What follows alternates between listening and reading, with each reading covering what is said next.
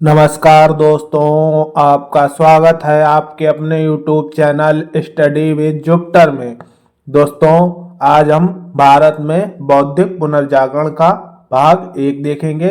इसके अंतर्गत भारत में जो धर्म सुधार आंदोलन वगैरह होंगे उसको देखेंगे। इसमें आज प्रमुख रूप से हम राजा राम मोहन राय तथा उनके अनुयायियों के बारे में देखेंगे। चलिए वीडियो की शुरुआत करते हैं। हम पढ़ रहे थे ऐतिहासिक काल में भाग आधुनिक भारत पढ़ रहे थे। इस ऐतिहासिक काल से पूर्व हमने प्राग ऐतिहासिक काल तथा आद्य ऐतिहासिक काल पढ़ा था तथा आधुनिक भारत से पूर्व हमने प्राचीन भारत तथा मध्यकालीन भारत को भी पढ़ा था तथा आधुनिक भारत में हम उत्तर मुगल काल, भारत में यूरोपीय कंपनियों का आगमन, नए साम्राज्यों का गठन, अंग्रेजों का संघर्ष, जनरल गवर्नर जनरल उनकी नीतियां, 1857 के प्रमुख विद्रोह, 1857 का विद्रोह, भारतीय प्रेस का विकास और आज हम पढ़ेंगे भारत में बौद्धिक पुनर्जागरण। अगर आपने पिछले वो वीडियो सारे नहीं देखे हैं तो प्लेलिस्ट में जाके एक बार वो वीडियो जरूर देखें, जिससे आगे की स्थिति आपको अच्छे से समझ में आए। आज हम पढ़ेंगे भारतीय पुनर्जागरण को तथा भारत में धर्म सुधार आंदोलन को। चलिए बढ़ते हैं। भारत में बौद्धिक पुनर्जागरण। भारतीय पुनर्जागरण को 19वीं सदी के सामाजिक बौद्धिक क्रांति भी कहा जाता है। यह समाज में घटते मूल्यों को रोकने और राजनीतिक और सांस्कृतिक के बीच संबंधों को पुनर्विचार करने का तरीका था। राजा राम मोहन राय को भारतीय पुनर्जागरण का जनक कहा जाता है। इस दौरान हिंदू धर्म में सुधार हुआ, तकनीकी क्षेत्र में विकास हुआ, पत्र पत्रिकाओं का विकास हुआ, छुआछूत जैसे तत्वों पर रोक लगी, जमीनों की दशा सुधरी। ये प्रमुख सुधार हुए। भारत में बौद्धिक पुनर्जागरण के कारण क्या क्या थे? सामाजिक एवं धार्मिक कारण, ईसाई धर्म का प्रचार प्रसार, अंग्रेजी शिक्षा का प्रभाव, ये पुनर्जागरण के कारण थे। चलिए अब इन कारणों पे कुछ प्रकाश डालते हैं। सामाजिक एवं धार्मिक कारण। 18वीं शताब्दी में समाज में बहुत सारी कुरीतियां फैल चुकी थीं। सती प्रथा, विधवा व्यवस्था, पर्दा प्रथा, छुआछूत तथा अशिक्षा आदि इस प्रकार की समस्याएं बढ़ चुकी थीं। समाज उच्च और निम्न दो वर्गों में विभक्त हो चुका था। ईसाई धर्म का प्रचार प्रसार। सन 1813 के अधिनियम द्वारा ईसाई मिशनरियों द्वारा का भारत में आने, बसने तथा प्रचार करने की अनुमति मिल जाती है। निम्न जाति के वर्ग, ज्यादातर लोग अत्यधिक मात्रा में ईसाई बन गए। इनमें हिंदू धर्म के बहुत से ज्यादा लोग ईसाई बनते हैं। अंग्रेजी शिक्षा का प्रभाव। भारत में अपनी पकड़ मजबूत करने के लिए यहाँ के लोगों को अंग्रेजी शिक्षा देना प्रारंभ कर देते हैं। जो अंग्रेज होते हैं वो भारत में अपनी मजबूत पकड़ के लिए यहाँ के लोगों को अंग्रेजी देना प्रारंभ करते हैं। लॉर्ड मैकाले का कथन था कि रंग रूप से भारतीय होगा परंतु उसकी आत्मा अंग्रेज की होगी। ये लॉर्ड मैकाले का कथन था। इसका प्रभाव सर्वप्रथम कलकत्ता, मद्रास, बंबई में हुआ, जिसके फलस्वरूप नए वर्ग का उदय हुआ जिसे मध्यम वर्ग कहा गया। जो मध्यम वर्ग कहा गया वो यही वर्ग था जो रंग रूप से तो भारतीय था पर उसकी आत्मा अंग्रेजों की तरह हो चुकी थी। चलिए अब देखते हैं इसके जनक राजा राम मोहन राय। राजा राम मोहन राय, इनका जन्म 22 मई 1772 ईस्वी में बंगाल के राधानगर जिला में हुआ था। राजा राम मोहन राय का जन्म। इनकी शिक्षा पटना में हुई थी, जहां इन्होंने फारसी, अरबी भाषाओं के साथ साथ कुरान, प्लूटो, अरस्तु आदि की पुस्तकों का भी अध्ययन करते हैं। बनारस में इन्होंने वेद, उपनिषद और संस्कृत भाषा का अध्ययन किया। सन 1803 से 14 ईस्वी तक इन्होंने ईस्ट इंडिया कंपनी के लिए बोटफोर्ड और डिब्बी के अंतर्गत निजी दीवानी के रूप में भी कार्य किया। सन 1814 ईस्वी में नौकरी से इस्तीफा देकर समाज सुधार की ओर अग्रसर हो जाते हैं। बंगाल में प्रारंभ हुए धर्म सुधार आंदोलन का नेतृत्व राजा राम मोहन राय ने किया। इसी कारण इन्हें भारत में नव जागरण का अग्रदूत, सुधार आंदोलनों का प्रवर्तक और आधुनिक भारत का पहला महान नेता भी कहा जाता है। मूर्ति पूजा का विरोध तथा एकेश्वरवाद का समर्थन किया। इस कारण ये घर से निकाल दिए जाते हैं। ये घर पे मूर्ति अपने यहाँ पे बंगाल में मूर्ति पूजा का विरोध करते हैं तथा एकेश्वरवाद, एक ईश्वर की प्रधानता देते हैं। इस कारण इनके घर के लोग ही इन्हें घर से बाहर निकाल देते हैं।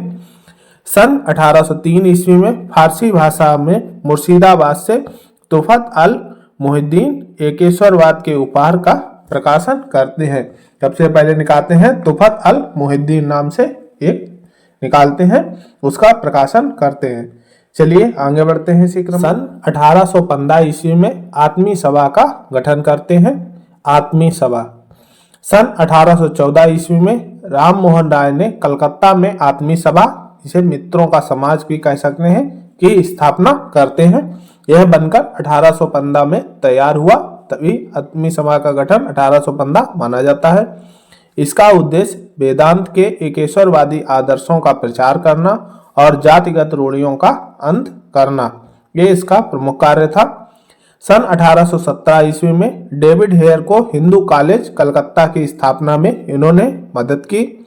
राजा राम मोहन राय ने ईसाई धर्म के कर्मकांड की आलोचना की और ईसा मसीह को ईश्वर के अवतार के रूप में खारिज कर दिया।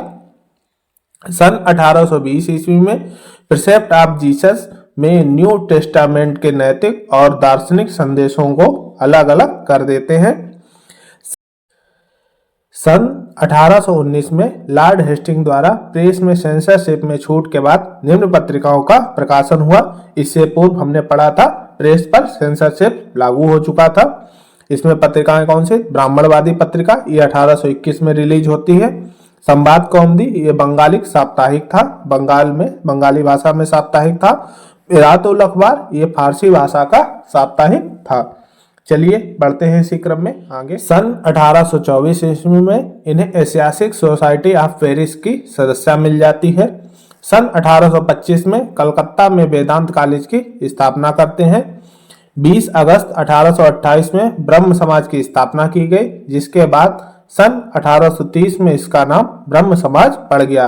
पहले इसका नाम ब्रह्म सभा था, बाद में इसका नाम ब्रह्म समाज पड़ जाता है। अब देखते हैं ब्रह्म समाज को। ब्रह्म समाज यह आधुनिक भारत का पहला बौद्धिक सुधार आंदोलन था। इसकी स्थापना का उद्देश्य हिंदू समाज में फैली कुरीतियों का अंत करना था। यह पुरोहित अनुष्ठानों और बलि का विरोध करता था। यह प्रार्थना ध्यान शास्त्रों को पढ़ने पर बल देता था और धर्मों की एकता पर विश्वास करता था। संवाद कौमुदी का प्रकाशन ब्रह्म समाज के मुख्य पत्र के रूप में हुआ, जिसके द्वारा ब्रह्म समाज का प्रचार प्रसार बहुत तेजी से किया जाता है। सन 1866 ईस्वी में ब्रह्म समाज का विभाजन दो भागों में हो जाता है। पहला भारतीय ब्रह्म समाज केशव चंद्र सेन और दूसरा आदि ब्रह्म समाज देवेंद्रनाथ टैगोर द्वारा। आगे चलकर ब्रह्म समाज की एक भारतीय ब्रह्म समाज की एक शाखा साधारण ब्रह्म समाज का नेतृत्व आनंद मोहन बसु ने किया। अभी इसे हम आगे देखेंगे। जो भारतीय ब्रह्म समाज है केशव चंद्र सेन से अलग होकर जो साधारण ब्रह्म समाज की स्थापना होगी। चलिए सन 1829 ईस्वी में इनके प्रयासों से सती प्रथा निरोध कानून पास होता है। ये सती प्रथा होती थी, उसका निरोध कानून पास होता है। सन 1830 ईस्वी में दिल्ली के मुगल सम्राट अकबर द्वितीय ने इन्हें अपने पास दरबार में बुला लिया। अकबर द्वितीय ने पेंशन संबंधी शिकायतों के लिए इन्हें ब्रिटेन जाने को कहा। अकबर द्वितीय ने इन्हें राजा की उपाधि प्रदान की और ब्रिटेन के लिए रवाना कर दिया।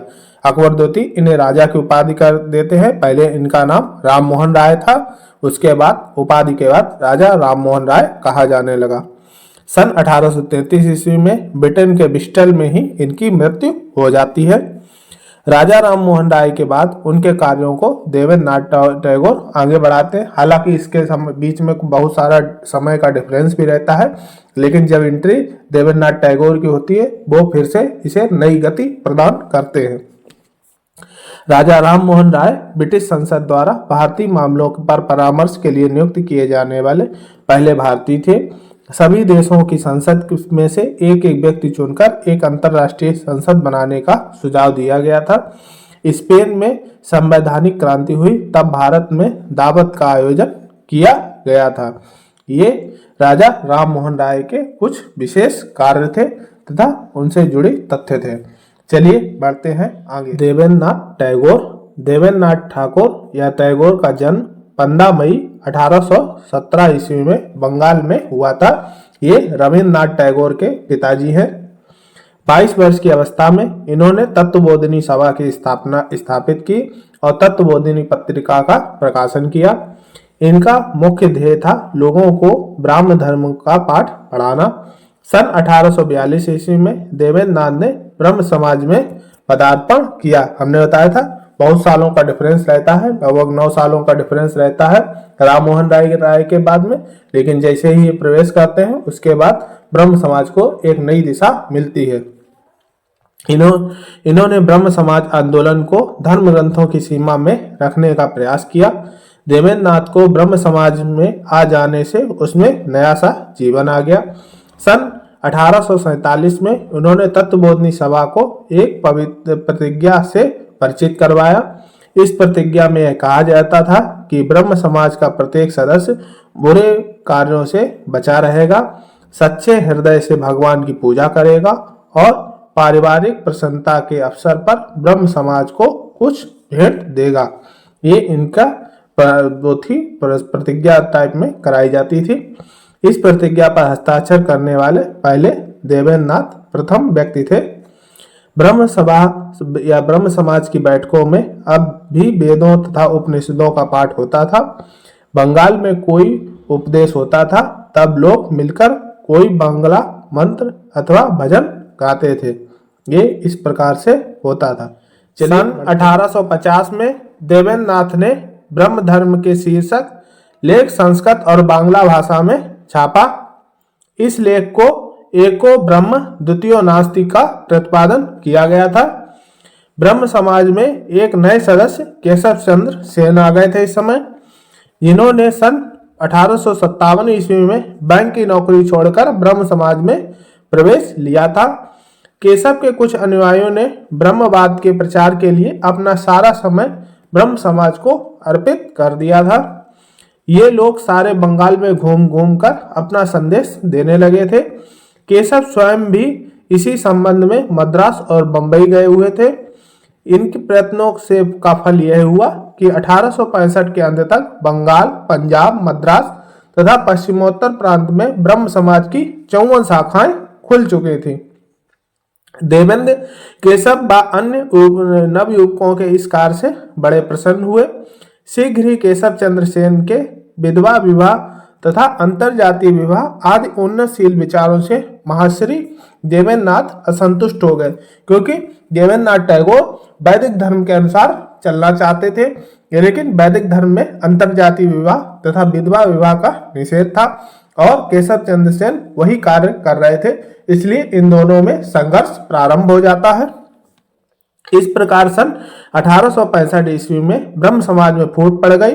देवेंद्र नाथ ने केशव चंद्र सेन तथा उनके साथियों को पदच्युत कर दिया। इस पर केशव चंद्र सेन ने भारतीय ब्रह्म समाज की स्थापना कर डाली। चलिए, देवेंद्र नाथ तथा उनके साथियों को अब आदि समाज कहलाने लगा, क्योंकि ये पुरानी रीति रिवाजों पर चल रहे थे, इसलिए इन्हें आदि समाज कहलाने लगा। आदि समाज किसी भी प्रकार के प्रचार कार्य एवं समाज सुधार से दूर ही रहा और एकेश्वरवाद में विश्वास रखता रहा। आर्य समाज की प्रतिष्ठा देवेंद्र नाथ ठाकुर के व्यक्तिगत प्रभाव के कारण कुछ समय तक ही चलती रही। इसके बाद महर्षि देवेंद्र नाथ ने समाज कार्य को एक प्रबंधक समिति को हाथों सौंप दिया। देवेंद्र नाथ टैगोर की मृत्यु 19 जनवरी 1905 को हो जाती है। अगले जो केशव चंद्र सेन है, इनके बारे में देखते हैं। इनका प्रवेश होता है। केशव चंद्र सेन का जन्म 19 नवंबर 1838 में कलकत्ता में होता है। इनके पिता का नाम प्यारे मोहन था। अपने आधुनिक विचारों के कारण केशव एवं ब्रह्म समाज को लोकप्रियता प्राप्त हुई। केशव ने नवीन ब्रह्मवाद की नींव डाली। इंडियन मिरर नामक पत्रिका का प्रकाशन किया। इंडियन मिरर भारत की पहली अंग्रेजी दैनिक पत्रिका थी। याद रखना, ये क्वेश्चन बहुत बार पूछा जाता है। भारत की पहली अंग्रेजी दैनिक पत्रिका इंडियन मिरर थी, वो भी एक भारतीय द्वारा निकाली गई थी। केशव ने पूरे देश की यात्रा कर की और इन्हीं की प्रेरणा से बहुत सारे काम होते हैं, उनको भी आगे देखते हैं। जो इनकी प्रेरणा होती है, केशव चंद्र की प्रेरणा से ये बहुत सारे कार्य होते हैं। इसमें उत्तर भारत में आर्य समाज की स्थापना होती है, पश्चिम भारत में प्रार्थना समाज की स्थापना होती है, दक्षिण भारत में वैश्य समाज की स्थापना इसी का परिणाम थी। केशव चंद्र सेन ने इन्हीं सुधारों के कारण परंपरावादी नाराज हुए और सन 1865 में ब्रह्म समाज का विभाजन हो गया। जैसे हमने पीछे देखा था देवेंद्रनाथ टैगोर वाले में। केशव चंद्र सेन ने स्त्री शिक्षा के पक्ष में तथा बाल विवाह के खिलाफ आवाज उठाई, विधवा विवाह का समर्थन किया। इंडियन रिफॉर्म एसोसिएशन की 1875 में स्थापना की। केशव चंद्र सेन की प्रेरणा से सन 1872 में नेटिव मैरिज एक्ट लागू होता है। स्त्रियों के विवाह की न्यूनतम आयु 14 वर्ष तथा पुरुषों के विवाह की न्यूनतम आयु 18 वर्ष इसके द्वारा नेटिव मैरिज एक्ट के द्वारा निर्धारित की जाती है। इसके बाद केशव चंद्र सेन ने इस एक्ट का उल्लंघन करते हुए अपनी 8 वर्षीय पुत्री का विवाह कूच बिहार के महाराज से कर दिया। ये इनकी 8 वर्षीय पुत्री थी, इसका विवाह कूच बिहार के महाराज के साथ इनके द्वारा कर दिया जाता है और यही इसके खिलाफ थे बाल विवाह के। और यही बाल विवाह अपनी बच्ची 8 वर्षीय बच्ची का विवाह कर देते हैं कूच बिहार के महाराज के साथ में। चलिए देखते हैं आगे। परिणाम स्वरूप भारतीय ब्रह्म समाज में फूट पड़ गई। इसी के परिणाम स्वरूप भारतीय जो ब्रह्म समाज था उसमें फूट पड़ जाती है, क्योंकि एक तरफ ये बाल विवाह का विरोध करते हैं, अपनी पुत्री का ही विवाह कर देते जाके, इसलिए भारतीय ब्रह्म समाज में फूट पड़ जाती है। शिव नारायण शास्त्री पंडित, जिसे शिवनाथ शास्त्री भी कहा जाता है, और आनंद मोहन बोस ने भारतीय ब्रह्म समाज से अलग होकर सन 1878 ईस्वी में साधारण ब्रह्म समाज की स्थापना कर डाली। केशव चंद्र सेन से अलग हो जाते हैं लोग और नए साधारण ब्रह्म समाज की स्थापना करते हैं। केशव चंद्र सेन के द्वारा टेबरनेकल ऑफ न्यू डिस्पेंसेशन 1868 तथा इंडियन रिफॉर्म एसोसिएशन 1870 की स्थापना की गई। केशव चंद्र सेन की मृत्यु सन 1884 ईस्वी में हो जाती है। इस प्रकार से ये प्रमुख जो बौद्धिक सुधार आंदोलन के नेतृत्व करता थे। अगले वीडियो में बाकी के और इसी क्रम में बढ़ते हुए और तमाम सारे बौद्धिक क्रांतिकारियों को देखेंगे। चलिए, वीडियो अच्छा लगा हो तो लाइक करें, सब्सक्राइब करें तथा शेयर करें। आज के लिए इतना ही, धन्यवाद।